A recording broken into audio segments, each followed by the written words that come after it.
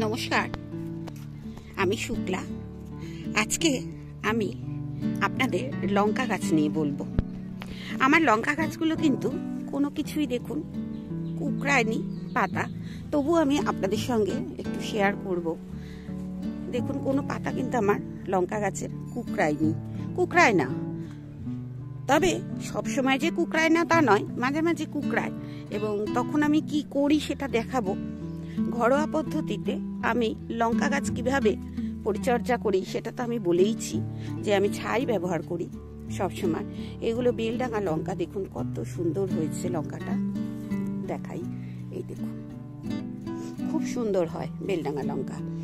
আর এরই যেহেতু ভুলে যাই আমি কোথায় কোন বীজ দিই, তাই এরই লাল লঙ্কা থেকে এই যে বড় বড় চারা করেছি, এর গোড়ায় দিয়ে দিয়েছিলাম বীজটা। এই গাছগুলো যে এই গাছের বীজের চারা আমি জানি। আর লঙ্কা গাছ নিয়ে বলবো, লঙ্কা গাছকে একটু সকালবেলা থেকে একটু স্নান করাবেন। দেখুন আমি কিন্তু জল দিয়েছি, স্নান করিয়েছি। গোড়ায় যেমন জল দিতে হবে না, তখন স্নান করাতে হবে। লঙ্কা গাছের আবার গোড়ায় যেন জল না জমে থাকে সেটাও দেখতে হবে, যে লঙ্কা গাছের গোড়ায় জল যেন না জমে থাকে, এগুলো খেয়াল রাখতে হয়। আর দেখুন এই গাছটা কিন্তু আমার 2 বছরের গাছ। এই গাছটা, এই যে লঙ্কা হচ্ছে, এটা 2 বছরের গাছ। এগুলো সব নতুন নতুন গাছ, নতুন ভ্যারাইটির, যেখানে যেরকম আমি পাই কিনতে সেইগুলো করি। যেমন আমি নিজেও চারা বানাই আমার গাছে যে লঙ্কা হয় তার থেকে, এরকম পাকা লঙ্কা থেকে। আবার আমি কিনেও আনি বেশ কিছু চারা। এই চারাগুলো কিন্তু আমি এই ধনের গাছগুলো না ছায়ার জন্য এরকমভাবে রেখেছি, না রাখলে আমিও বুঝতে পারছি আমার গরমে কষ্ট হচ্ছে, মানে আমার গাছগুলোরও খুব কষ্ট হচ্ছে। এই দেখুন এগুলো না চারা গাছ, এগুলো কিন্তু আমি নিজে চারা তৈরি করেছি। আমারই লঙ্কার যে গাছে লঙ্কা হয়েছিল লাল লঙ্কা, তার থেকে বীজ নিয়ে। আর আমি, আপনারা তো জানেনই, আমি মাঝে মাঝে এরকম লাল শাকের বীজ ফেলে দিই, এতে এর ভেতরেই 2 রকম গাছ আমি পেয়ে যাই। আর এই রকম লঙ্কা পেতে গেলে আপনাকে একটু যত্ন করতে হবে। যত্ন করতে মানে গোড়াটা পরিষ্কার রাখতে হবে, বড় বড় এই যে পাতা, শুকনো পাতা, এই যে হলুদ পাতা, এগুলো সব ফেলে দিতে হবে, বেছে বেছে কিন্তু ফেলে দিতে হবে। আমিও ফেলে দিই, কিন্তু যখন পারি না থেকে যায় আর কি।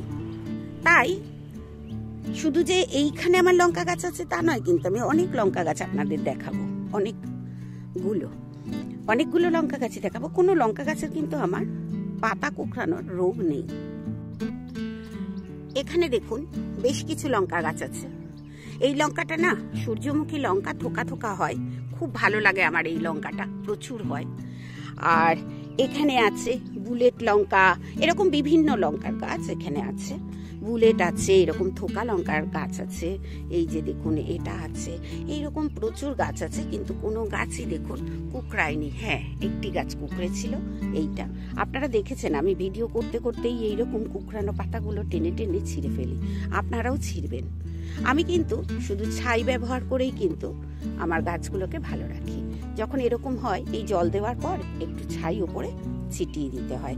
আজকে ছিটিয়ে দেবেন, কালকে ধুয়ে দেবেন, পোকা থাকবে না। দেখুন এই যে কুকড়ানো পাতা, এ কিন্তু আমার গাছেও হয়, তবে খুব কম গাছে হয়, এবং 1-2 গাছে হয়, সেই গাছ তো ম্যানেজ করাই যায়। প্রচুর লঙ্কা গাছ দেখুন এখানেও আছে, এই যে প্রচুর লঙ্কা গাছ। এগুলো কিন্তু আবার বাজার থেকে, মানে বাজারে যে গাছের দোকান থাকে সেই দোকান থেকে কেনা। এই লঙ্কা গাছগুলো আমি বারবার দেখাই, এই লঙ্কা গাছগুলো আমার কেনা, কিন্তু এখন কোথা থেকে কিনেছি আমি ভুলে গেছি। নানা রকম জায়গা থেকে কিনি, কোনো নার্সারি থেকে কিনি, যেখানে যেমন পাই। দেখুন কুকড়ানো নেই কিন্তু, তবে কুকড়ানোর একটা সমাধান আমি আজকে আপনাদের সঙ্গে শেয়ার করব। এগুলো আমার ছোট্ট ছোট্ট চারা, শুধু স্নান করিয়ে আমি ভালো রাখি, ছাই দিয়ে ভালো রাখি। আর গাছ পুরনো হলে কুকড়াতে পারে, তাদের একটু খাবার টাবার দিলে আবার ঠিকঠাক হয়ে যায়। আর জলটাকে মেনটেন করতে হয়। আমি কিন্তু বারবার চারা বসাতে থাকি। এগুলো আমার নিজের চারা তৈরি করে গাছ লাগিয়েছি। এই যে দেখুন এখানটায় অনেকগুলো গাছ লাগিয়েছি, যেহেতু এর মুখটা অনেকটা বড়, 12 ইঞ্চি আছে, তাই এখানে অনেকগুলো গাছ আমি লাগিয়েছি এবং গাছগুলো হবেও। এবার বলবো, যারা কন্ট্রোল করতে পারছেন না লঙ্কা গাছের কুকড়ানো, তারা দুটো ওষুধ ব্যবহার করতে পারেন। ছাই ব্যবহার করে যদি না হয়, মানে অনেক সময় আপনারা হয়তো বুঝতে পারছেন না যে ছাই ব্যবহার করেও হচ্ছে না বলছেন, তাহলে এই যে দেখুন কাকা, এগুলো সব জৈব ওষুধ। এই কাকা কিংবা এই যে সুপার সোনাটা, এই সুপার সোনাটা, এই দুটো ব্যবহার করতে পারেন। আর যদি এটা একবার দেন তাহলে 15 দিন অন্তর কাকা দেবেন, মানে অল্টারনেট করে দেবেন। দিয়ে 1 মাসে, তার মানে 15 দিন অন্তর দুটো ওষুধই 1 মাসে পড়লো। এরপরও যদি না যায় তখন আবার আমাকে কমেন্ট করবে, তখন দেখবো এর জন্য আর কি করা যায়। কারণ আমার কিন্তু গাছে এত ওষুধ লাগে না। আমি বারবার বলি, আমি কিন্তু গাছে ওষুধ দিতে ভালোবাসি না। আর গাছে ওষুধ দেবই বা কেন, আমার গাছ যদি ঠিকঠাক থাকে আর আমি যদি নর্মাল ভাবে, জৈব ভাবে, আমার শুধু কাঠের ছাইতেই যদি আমার গাছ সুন্দর থাকে, লঙ্কা গাছগুলো, তাহলে কেন দিতে যাব বলুন।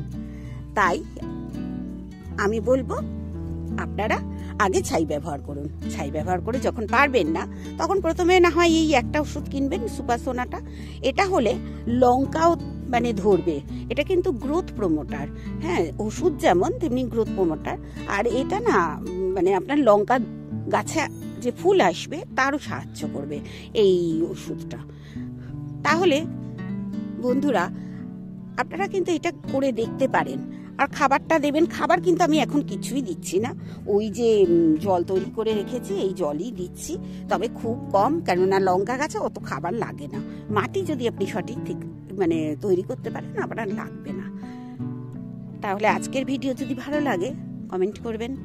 আর আশা করি আপনারা যারা প্রশ্ন করেছেন লঙ্কা গাছ বারবার কুকড়ে যাচ্ছে, তাহলে তাদের বলবো খুব বেশি কুকড়ালে পাতাগুলো কেটে কেটে ফেলে দিন।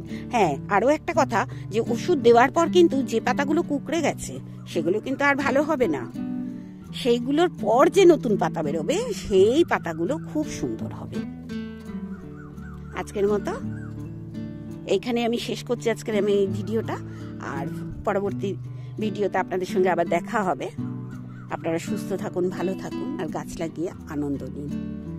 গাছই আমাদের জীবন, গাছই আমাদের প্রাণ। গাছ ছাড়া কিন্তু আমরা বাঁচবো না। এখন যে এত বড় বড় গাছগুলো কেটে দেয়, এই কাটার ফল হচ্ছে এত গরম। সবাই জানেন, এতদিনে সবাই জেনে গেছেন। আমরা যারা আমাদের ক্ষমতা অনুযায়ী ছাদ বাগানে ছোট ছোট গাছ করি, তাই করি না, কিছু তো করি।